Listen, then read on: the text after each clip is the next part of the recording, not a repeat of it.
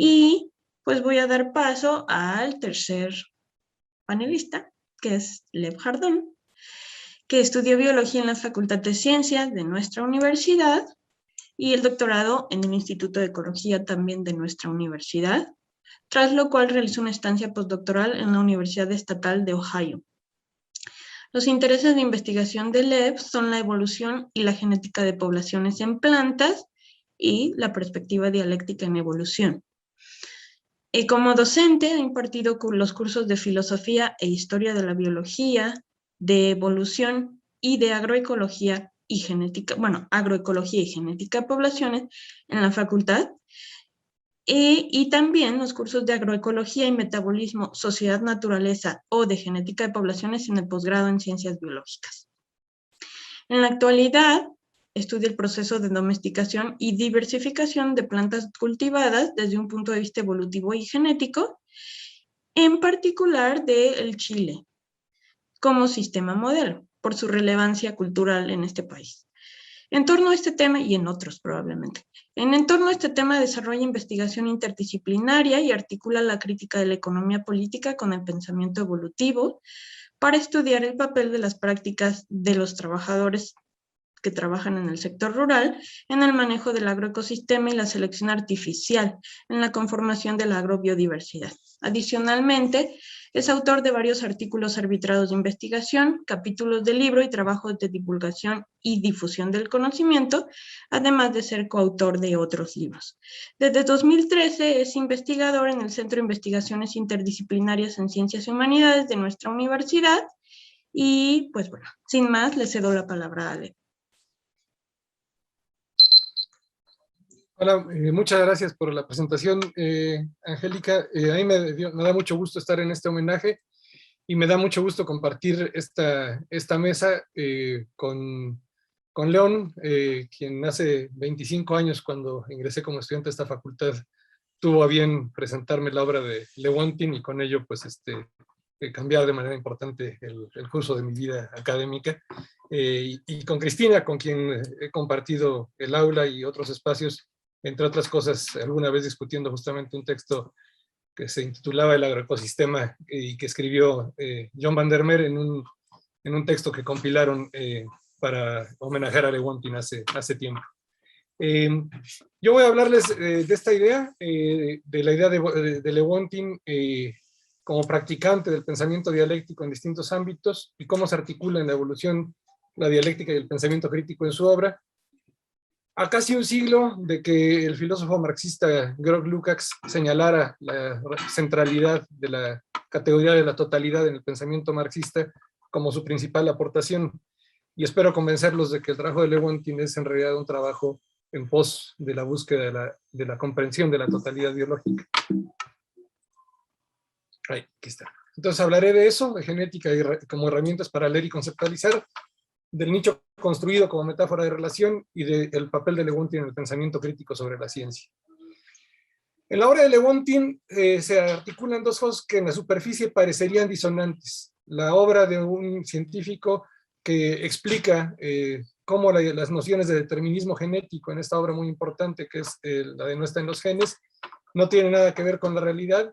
y se critica esta idea de que el fenotipo o los organismos mismos pudiesen estar determinados o computados por la información genética correspondiente a la metáfora de un programa, ¿no?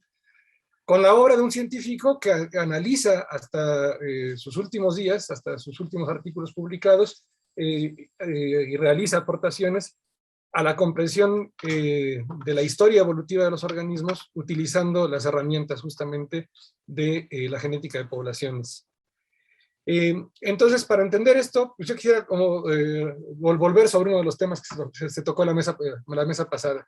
El tema del desequilibrio del ligamiento, que fue uno de los temas en los que a inicios de los 60 Lewontin abordó de manera muy importante la elaboración de estadísticos para poder medirlos. El desequilibrio del ligamiento tiene que ver con esta idea, ¿no? La asociación no aleatoria de los alelos de dos loci en las gametas, que tiene que ver con un desvío de las proporciones esperadas por la segunda ley de Mendel, en la cual esperaríamos que para dos locus, cada uno con dos alelos, pues estuviesen presentes todas las combinaciones, en una proporción que dependería nada más que de las frecuencias con las que se presentan los alelos en una población. Cuando esto no sucede, pues decimos que hay una asociación no aleatoria, entonces hay un desvío de lo esperado por azar, y este desvío se puede evaluar como cuántas gametas en exceso tenemos de un tipo y cuántas gametas en déficit tenemos del otro tipo en una población, a lo que se le conoce como las fases de acoplamiento y de repulsión. Entonces, sobre esto, Lewontin y Kojima desarrollan uno de los primeros parámetros para evaluar el desequilibrio de ligamiento. Y lo que es interesante es que estos parámetros van a poner en relación las frecuencias de las combinaciones de los alelos en las gametas con las frecuencias de los alelos. Es decir, nos llaman a pasar del análisis de las entidades individuales a analizar a las entidades en su relación dentro de los cromosomas. Pues la fórmula general es esta, y lo que es importante, o que fue importante en su momento, es que se podía probar la significancia de este desequilibrio de ligamientos. Años después, Lewontin, como nos mencionó Luis Eguiarte la clase pasada, desarrolla otra medida derivada de la misma ecuación para poder tener un intervalo finito en torno al cual se pueda mover la D' de Lewontin. Y luego Hill y Robertson llevaron a cabo otro proceso de normalización, pero en esencia lo que nos están midiendo los distintos estadísticos es lo mismo. Es hasta qué punto las combinaciones genéticas en dos loci distintos están apareciendo juntas más veces de lo esperado por azar, porque justamente esta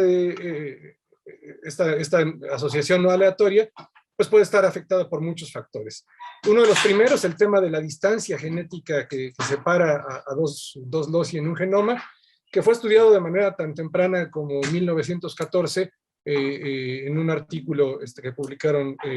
Naomi Mitchinson Haldane y su hermano, un poco más conocido que ella, John Burdon Sanderson Haldane, y que bueno, pues fue parte de otros trabajos posteriores. Pero lo que es interesante es que más allá de la posición física, de lo que conocemos como ligamiento físico en genética, los niveles de desequilibrio del ligamiento que podemos observar en las poblaciones, pues se pueden ver afectados por distintos fenómenos evolutivos que no necesariamente tienen que ver con la selección natural y que pueden tener que ver con las fuerzas evolutivas que actúan a nivel genómico de manera más amplia. La endogamia va a hacer que los niveles de desequilibrio del ligamiento se mantengan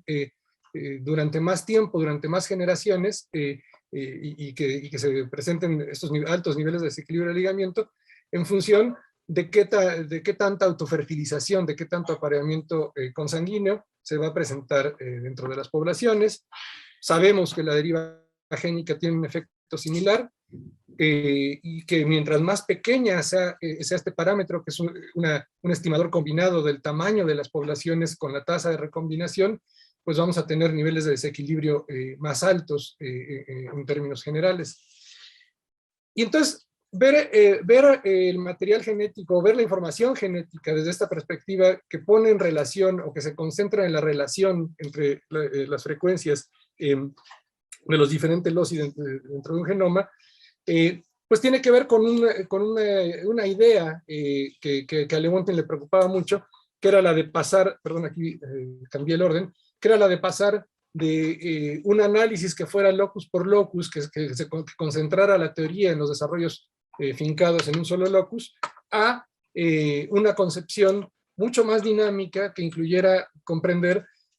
pues que los genes dentro de un genoma están relacionados entre sí, tanto por la interacción fisiológica entre ellos, es decir, la interacción entre los productos de estos genes a nivel de las secuencias peptídicas que van a interactuar a nivel del metabolismo, pero también en términos de las relaciones de regulación que podemos encontrar dentro de un genoma. Y por otro lado, bueno, el hecho ya bien conocido de que estaban los genes pues, ordenados dentro de los cromosomas, ¿no? Entonces esto a Lewontin le preocupaba mucho, y le preocupaba esto no en el sentido de pretender encontrar en ello un nivel de causalidad ontológicamente superior a otros niveles de causalidad que podríamos estudiar en diferentes niveles en biología,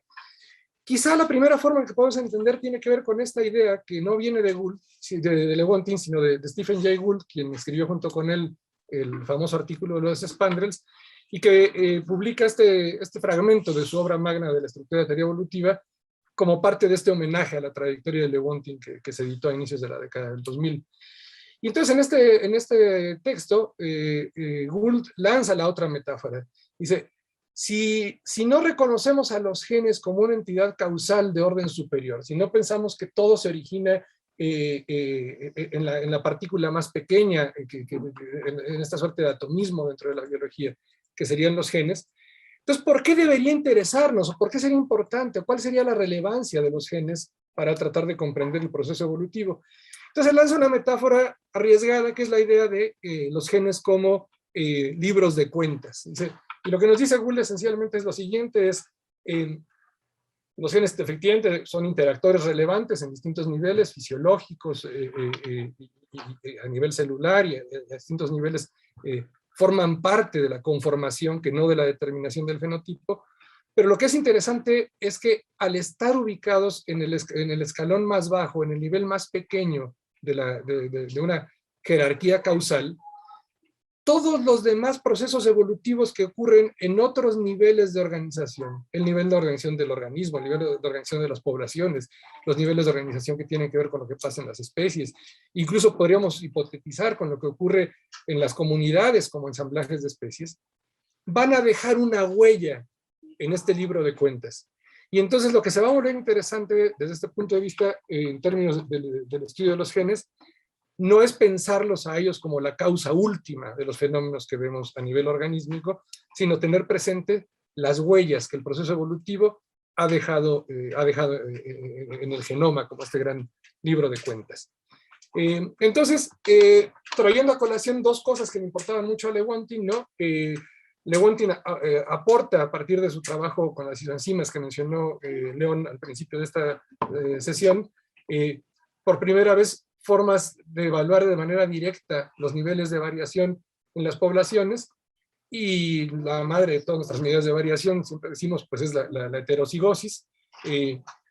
Entonces, bueno, aquí este estudio de Boyko y colaboradores 2011 trata de jugar con una medida de la variación, que es cuánto tiempo, qué distancia tenemos que recorrer dentro de un genoma antes de volver a encontrar un locus heterocigo, un locus donde haya más de dos variantes para un geno, para una secuencia, para cualquier espacio genético determinado, para cualquier elemento genético a lo largo del genoma. Con esta otra que es básicamente otra medida de desequilibrio de ligamiento, ¿no? Y lo hacen comparando diferentes razas de perros o variedades de perros, diferentes tipos de perros que la humanidad ha construido, y se encuentran con patrones pues, que son interesantes y que nos hablan de la importancia que tiene considerar no solo los niveles de variación, sino cómo está esta organizada, es decir, si se presenta en asociaciones específicas por encima de lo esperado por azar, o si se presenta más o menos conforme a lo esperado por azar. Entonces, pues básicamente lo que encontraron es algo que en principio suena muy lógico, ¿no? Tipos de perros que han sido seleccionados muy intensamente a partir de la formación de los kennel clubs en el siglo XIX, que han tenido muchísima endogamia y que han tenido tamaños efectivos relativamente pequeños. Uno puede recorrer grandes distancias en sus genomas sin encontrar variación, como en los perros boxer, ¿no? Pero al mismo tiempo encuentra grandes niveles de desequilibrio de ligamiento a lo largo del genoma. Y se hace interesante, o resulta interesante observar, que mientras que los perros callejeros, o los perros, nuestros amigos firulais, el perro de la calle, presentarían niveles de variación en términos de la distancia que tengo que recorrer a lo largo del genoma antes de encontrar otro sitio heterocigo, y entonces es una distancia muy cortita, respecto a los lobos, que son la línea punteada, que uno puede recorrer gran parte del genoma antes de volver a hallar variación. Entonces, bueno, dice, hay más variación en los perros callejeros. Sin embargo, los niveles de desequilibrio de ligamiento que están presentes en los perros callejeros son un poquito, no mucho más grandes que los que encontramos en los lobos. Y con esto lo que trato de ilustrar es nada más una de las muchísimas huellas que pueden dejar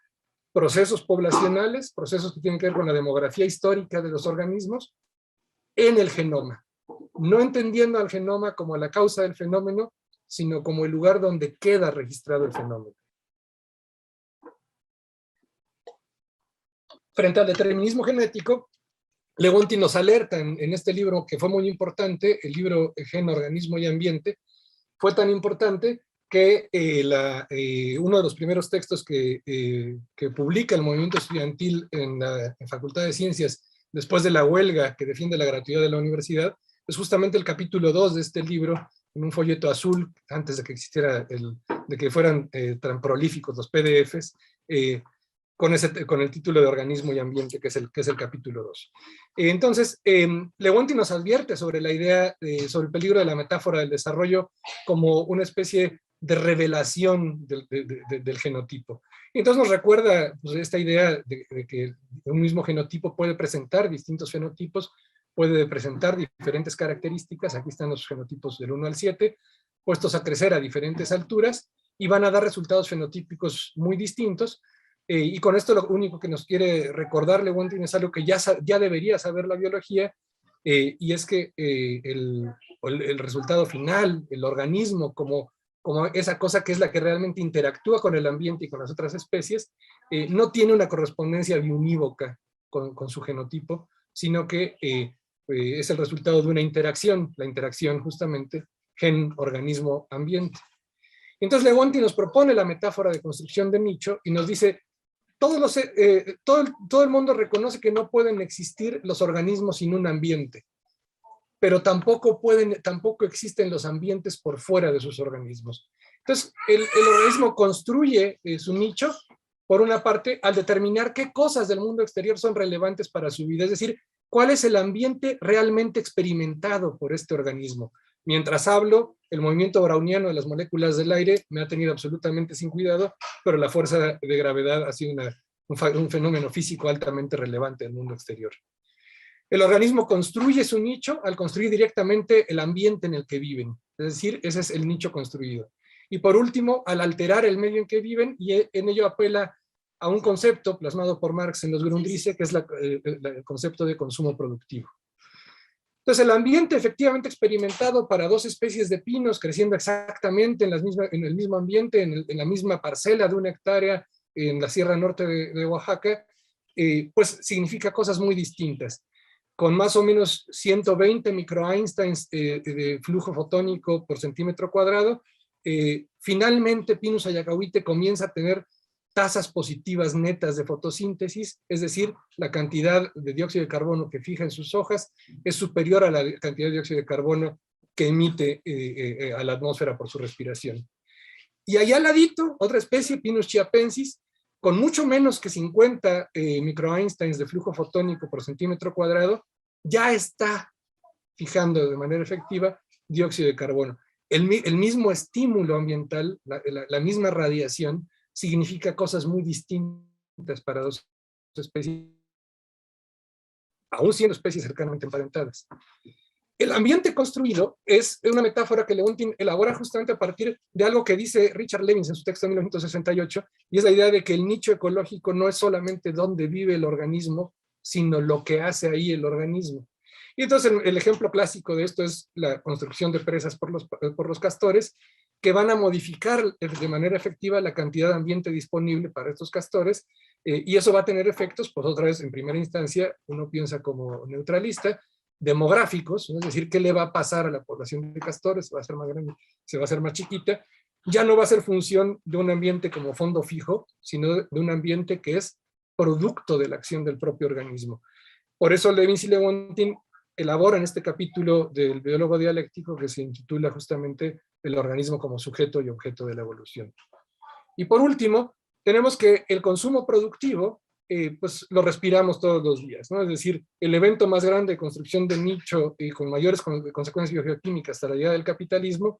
pues fue justamente la transición de una atmósfera reductora o neutra a una atmósfera oxidante, y eso fue producto de la acción de la propia vida, de un pedazo de la propia vida, que son justamente los procariontes fotosintéticos que actuaron de tal manera sobre la atmósfera que terminaron por negar las condiciones que hicieron posible el surgimiento en primera instancia de la vida, que eran las de una atmósfera donde las pequeñas moléculas orgánicas pues no eran destruidas por el oxígeno de manera inmediata. Entonces Leonti nos propone esta idea en la cual más bien tenemos una serie de interacciones dobles, ¿no?, entre organismo y genes, entre organismo y ambiente, en las cuales no se puede hablar de una causalidad superior para los genes, sino que los genes son realmente un interactor más. Es decir, los genes afectan el desarrollo del organismo, pero ¿qué le va a pasar a esos genes? Pues solamente tiene sentido, solamente se puede hablar de ello en su relación con las condiciones ambientales que son filtradas por el organismo y con el desarrollo fisiológico del propio organismo. Organismo y ambiente son en realidad dos cosas que están interactuando constantemente entre sí. Y Lewontin es muy claro respecto a la historicidad, es decir, nos dice, Darwin, para poder avanzar a mediados del siglo XIX, tuvo que separar al ambiente del organismo. Y ese era un paso históricamente necesario. Para el año 2000, ese paso ya no es históricamente necesario, y lo que es históricamente necesario es superar esa aparente contradicción. La interacción entre el ambiente y los genes es una interacción más débil, en primera instancia porque los genes no pueden modificar al ambiente si no es a través del organismo, y solamente, entre comillas, conocen del ambiente en su relación con el organismo, y el ambiente pues afecta el desarrollo, sobre todo en el proceso de desarrollo, qué está ocurriendo con los genes, pero en realidad las interacciones significativas pues son estas dos, y recupera entonces la centralidad del organismo. Ya casi termino. Y entonces lo que nos dice Lewontin es lo que necesitamos para la biología del siglo XXI no es necesariamente buscar nuevas grandes teorías o grandes revoluciones que se anuncien como la panacea a los problemas que la biología enfrenta.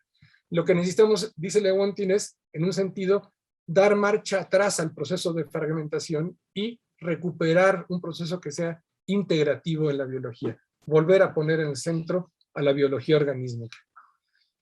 Y esto lo hace desde una característica que es única en Lewontin y que me parece muy importante, si no única, pues es sumamente inspiradora, quizás es la mejor palabra para decirlo. Es el biólogo que está haciendo biología, que está pensando críticamente la teoría de la biología, pero que está reflexionando críticamente sobre su propia praxis. Y entonces él es consciente de que lo que hacemos como científicos, pues tiene que ver con el tiempo que tenemos y con aquello que sabemos hacer y con aquello para lo cual nos pagan para hacer, es decir, para que hay fondos disponibles. Y nos advierte sobre la idea de que las técnicas experimentales pues inducen y llevan adelante avenidas en la investigación, no solo en el sentido de abrir nuevas avenidas de investigación, sino que terminan en algún sentido por dirigir los derroteros de la investigación en un proceso dialéctico análogo a la dialéctica entre el organismo y el ambiente. Reflexiona críticamente sobre la propia praxis científica y ese es el kit de una serie de publicaciones que hace Lewontin sobre pues, distintos temas. Ya se mencionó el tema del racismo, se hablará de la agricultura en unos minutos más, la política de la ciencia de manera muy importante, pero al final, si tuviéramos que resumir, diríamos que esta es la gran tarea que nos deja Lewontin.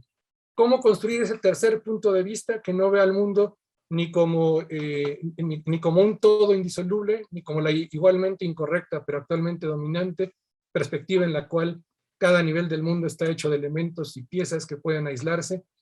y que tienen propiedades que pueden estudiarse de forma aislada? Ambas ideologías, una que refleja el mundo social premoderno y feudal y otra que refleja el mundo actual individualista y empresarial, nos impiden ver la riqueza completa de las interacciones en la naturaleza. Al final, nos impiden llegar a un entendimiento rico de la naturaleza y nos impiden resolver los problemas a los que la ciencia supuestamente debe aplicarse. Lo único que podríamos sumar a lo que escribió Lewontin en el año 91 es que esa tarea solo podrá hacerse en colectivo. Y con eso termino.